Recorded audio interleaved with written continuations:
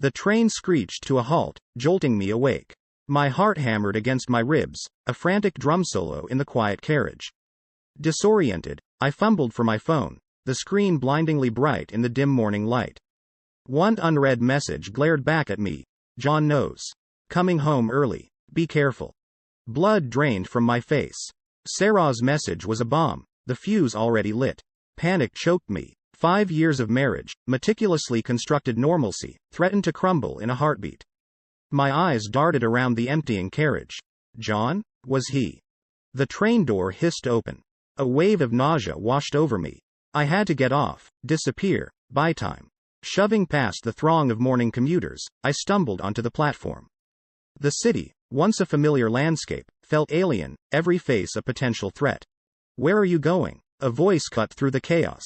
I froze. It couldn't be. John stood there, a bewildered frown creasing his brow. His hand instinctively reached for his briefcase, then dropped back to his side. John. My voice came out a hoarse whisper. My mind raced, scrambling for a lie, any lie. I forgot something at the office. It sounded weak, pathetic, even to my own ears. He stared at me, his blue eyes searching mine. I braced myself for the explosion, the accusations, the years of resentment finally surfacing. Instead, he simply sighed, a deep, weary sound. Get in the car, he said, his voice flat. The lack of anger chilled me more than any outburst could have. This wasn't the John the first knew, the predictable, easygoing John. This was a stranger, his eyes filled with a cold, steely glint. As I climbed into the passenger seat, the silence in the car was deafening. My phone buzzed again, another message from Sarah. I didn't dare look. The damage was done. John knew. But how much did he know? And more importantly, what did he intend to do? The shrill ring of the doorbell shattered the fragile peace of the evening. John glanced at me, a questioning look in his eyes. We'd been eating takeout in a tense silence, the air thick with the unspoken aftermath of the morning's train station encounter. Expecting someone? He asked, his voice neutral. My stomach lurched. No, absolutely not. Panic clawed at my throat. This couldn't be happening. Not now. I forced a smile. Probably a wrong apartment, I mumbled, already reaching for the door. John was faster. He beat me to it, pulling the door open a crack. A woman stood there, a confused frown etched on her face. She was young, stylishly dressed, holding a bouquet of lilies. The very same lilies John had surprised me with just a week ago. The blood drained from my face. John? The woman started, her voice laced with surprise. Then, her eyes flicked to me, a flicker of recognition dawning. Oh, she breathed, her hand flying to her mouth. John's grip tightened on the doorknob, his knuckles turning white. The silence stretched, suffocating and heavy. I wanted to crawl under the rug, to vanish into thin air. Every stolen lunch break, every whispered phone call, every lie, seemed to coalesce into this single, damning moment. Who was she, John? The woman finally managed, her voice trembling. John didn't answer. He just stared at me, his gaze a cold blue fire. Betrayal, raw and naked, flickered in his eyes.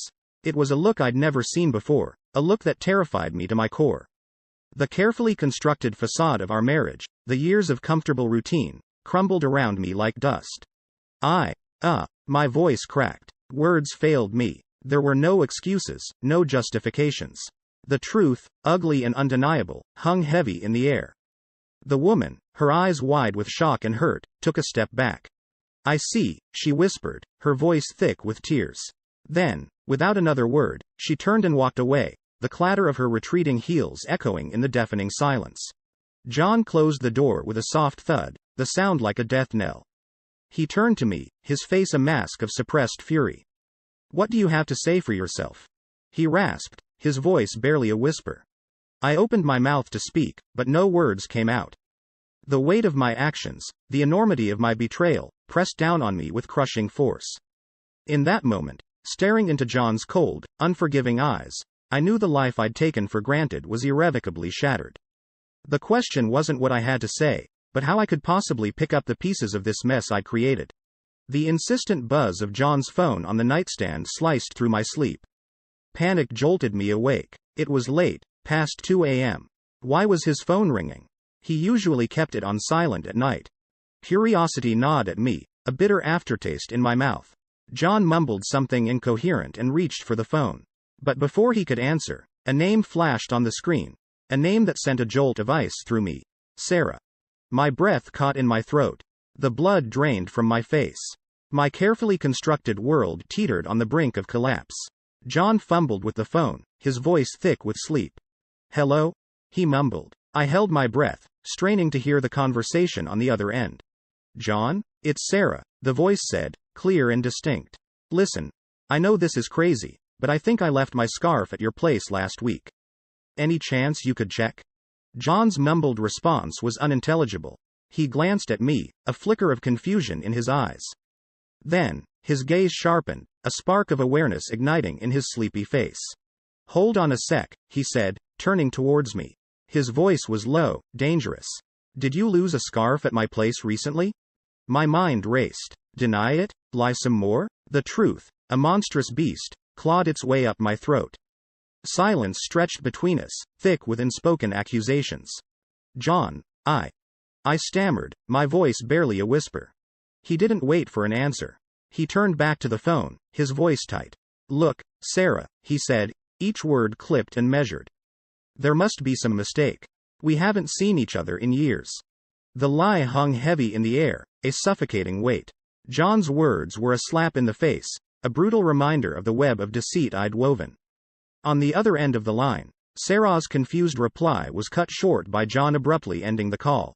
He stared at me, his eyes burning with a cold fury I'd never seen before. The accusations hung unspoken, but the message was clear. He knew. The thrill of the affair, the excitement of living a double life, evaporated, leaving behind a chilling emptiness. Care to explain? He finally said, his voice a low growl. The question hung in the air, a death knell for the life I'd taken for granted. Years of carefully constructed normalcy, of comfortable routine, crumbled around me in that single, devastating moment. There was no turning back. The truth, however ugly, had to be faced. But as I met John's icy gaze, a new fear gripped me. How much did he know? And more importantly, what was he going to do next? My stomach lurched as John's hand hovered over his laptop keyboard. He'd been staring at the screen for an agonizingly long time, his brow furrowed in concentration.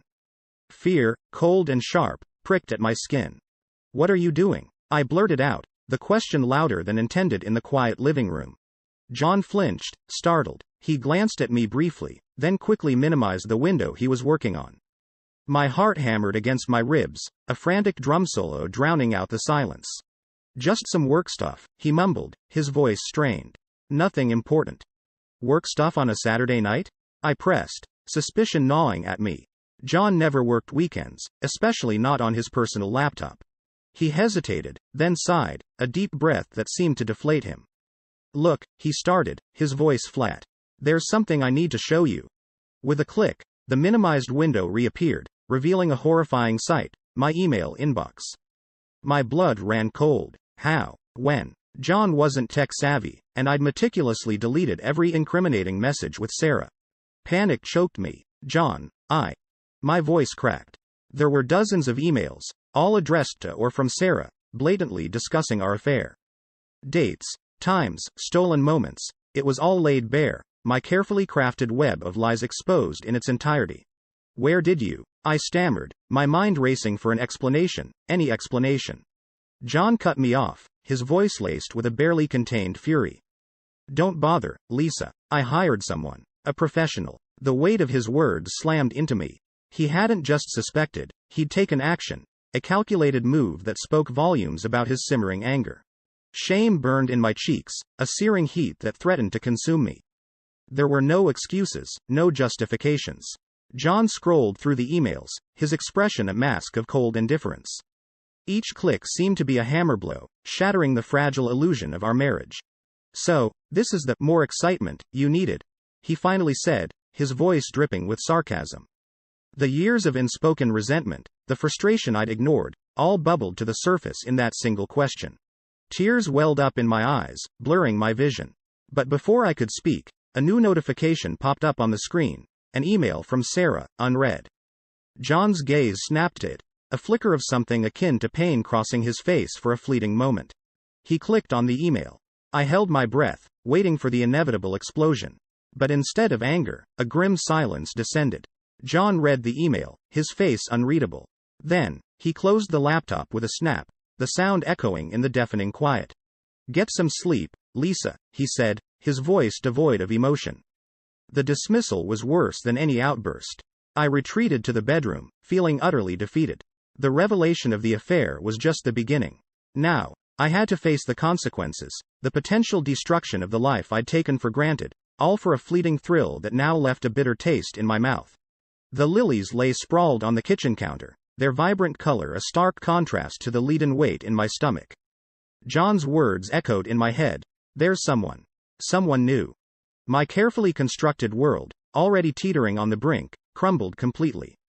The irony was suffocating. Months of stolen moments, a desperate search for excitement, and all it had brought me was a chasm between John and me. And now, he was moving on. Desperation fueled a reckless question. "Who?" I blurted out, my voice barely above a whisper. John, humming as he unpacked groceries, paused and looked at me. A flicker of something, maybe pity, crossed his face. "Her name's Jessica," he said, a casual smile gracing his lips. "We met at that new client reception last month. Seems we have a lot in common." My heart hammered against my ribs, a frantic drum solo in the deafening silence. Jessica. A new name, a new face, a new beginning for John. And me? I was left with the wreckage of my choices. "Oh," I managed, the single syllable a pathetic response to the life-altering news. John didn't seem to notice my choked tone. He continued unpacking, his earlier tension replaced by a newfound lightness. The sight of him, carefree and happy, was a cruel twist of the knife. This was the John I'd taken for granted, the John I'd pushed away in my selfish pursuit of a thrill. And now, he was moving on, leaving me behind in the ruins. Shame burned in my cheeks, a searing heat that threatened to consume me. Every stolen glance, every whispered lie, came crashing back in a wave of regret. The excitement I'd craved had turned to ashes in my mouth, leaving only a bitter taste of betrayal and loss. Suddenly, the silence became unbearable. "John," I started, my voice trembling. "Can we talk about?" But before I could finish the question, the doorbell rang. John glanced at me, then towards the door. A strange expression flitted across his face, a flicker of something I couldn't decipher. "Probably Jessica," he said, a hint of a smile playing on his lips. He strode towards the door, leaving me suspended in a state of agonizing uncertainty. Who was at the door? Was it Sarah, coming back for some twisted closure? Or was it someone else entirely, another complication in this already tangled mess? As John opened the door, a wave of dread washed over me. The answer, whoever it was, promised to be another blow in this relentless storm of consequences. The pounding on the door escalated from insistent to frantic. I flinched, the sound grating on my already frayed nerves. John had left a few hours ago, his silence more deafening than any argument. Now, who could be here at this hour? Heaving myself off the couch, I trudged towards the door, each step heavy with a sense of dread. Peeking through the peephole, I sucked in a sharp breath. Standing on the doorstep was Sarah, her face streaked with tears, eyes red-rimmed. Panic clawed at my throat. The last person I wanted to see was a walking reminder of my infidelity. Just as I was about to ignore her, she spoke, her voice thick with emotion. "Lisa, please," she pleaded. "I need to talk to you." My heart hammered against my ribs, a frantic drum solo against the quiet hallway. Opening the door a crack, I stammered, "Sarah, what are you doing here?" "It's John," she blurted, tears welling up again. "He came to see me. He told me everything." My breath caught in my throat. John? Here? With Sarah? The world seemed to tilt on its axis. This wasn't supposed to happen. She was supposed to be the one who moved on, not John. "What do you mean?" I managed, my voice barely a whisper. Sarah stepped forward, desperation etched on her face. "He said he needed to clear his head," she choked out. He said he still had feelings for me." The revelation hit me like a physical blow. John, the one who'd seemed so eager to move on with Jessica, still cared about Sarah? The woman I'd betrayed him for? A bitter laugh escaped my lips, a harsh, humorless sound. "So much for your new girlfriend," I said, the words laced with a venom I didn't recognize. Sarah flinched, her eyes widening in surprise. "Girlfriend?" she stammered. "What girlfriend?"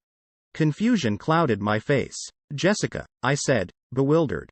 The woman you met at the work function, John said. The realization dawned on me, slow and sickening. John hadn't mentioned Jessica to Sarah. He hadn't moved on at all. The supposed new girlfriend was a lie. A cold dread seeped into my bones. If John hadn't moved on, what did his visit to Sarah mean? Was it a desperate attempt to rekindle their old flame? Or something more sinister? The possibilities swirled in my mind, each one more terrifying than the last. Lisa, Sarah pressed, her voice pleading. Please tell me what's going on. Why did John lie? I stared at her, the truth a bitter pill on my tongue. But before I could answer, a new wave of panic washed over me. If John hadn't moved on, then where was he now? And why hadn't he come home? The sterile air of the courtroom pressed down on me, suffocating. John sat across the aisle, a stranger in a familiar suit. His eyes, usually a warm blue, were cold and distant. Shame burned in my cheeks, a constant companion these past few weeks. The judge, a stern woman with steely gray hair, addressed me. Mrs. Larson, do you contest the grounds for divorce? My throat tightened. No, Your Honor, I croaked, the words scraping against my raw voice. John's lawyer, a shark in a pinstripe suit, stepped forward. Excellent. Then, for the record, Mrs. Larson admits to infidelity throughout the marriage, correct? My stomach lurched. Infidelity. The word hung in the air, a damning indictment. I wanted to scream, to deny, to somehow rewind time and erase the past year. But the evidence, John's meticulously recovered messages, lay on the table, a silent testament to my betrayal. Yes, I whispered, the single word a surrender. The lawyer nodded curtly, then launched into a detailed presentation. Dates, times, stolen moments, my carefully constructed web of lies laid bare. With each incriminating email displayed, John's face remained impassive, a mask of indifference that chilled me to the bone. But then, something unexpected happened. As the lawyer reached for the final email, a message from Sarah sent the day John left, a flicker of emotion crossed John's face. It was a fleeting expression, a mix of surprise and, maybe anger? Before I could decipher it, the lawyer continued, his voice droning on about emotional cruelty and marital misconduct. The rest of the hearing blurred into a monotonous drone. The judge's final decree hammered home the reality: my marriage was over. John received the house, a fair settlement, and a clean break. I walked out of the courtroom with nothing but the clothes on my back and the crushing weight of regret. Back in the empty apartment, the silence echoed my loneliness. Picking up my phone, I dialed Sarah's number, a desperate plea for something. Understanding? Forgiveness? Maybe just a shred of explanation. The phone rang once, twice, then went to voicemail. Hi, this is Sarah. Leave a message and I'll get back to you. The polite greeting did little to soothe the storm raging inside me. John's reaction to Sarah's email, that fleeting flicker of emotion, gnawed at me. What did it mean? Had he lied about seeing her? Was there something more to the story? Or was it just another layer of pain, a final twist of the knife in this already mangled mess? The questions swirled in my head, unanswered and agonizing. The truth, the one thing I craved most, remained frustratingly out of reach. All I was left with were the ashes of my choices, a stark reminder of the life I destroyed and the consequences I now had to face, alone. The knock on the door shattered the suffocating silence of the apartment. I flinched, startled from a restless sleep on the worn-out sofa. It was late, past 10 p.m., and unexpected visitors were a rarity in my new, isolated life. Wiping the sleep from my eyes, I trudged towards the door, a knot of apprehension tightening in my stomach. Peeking through the peephole, my breath caught in my throat. Standing on the doorstep was John.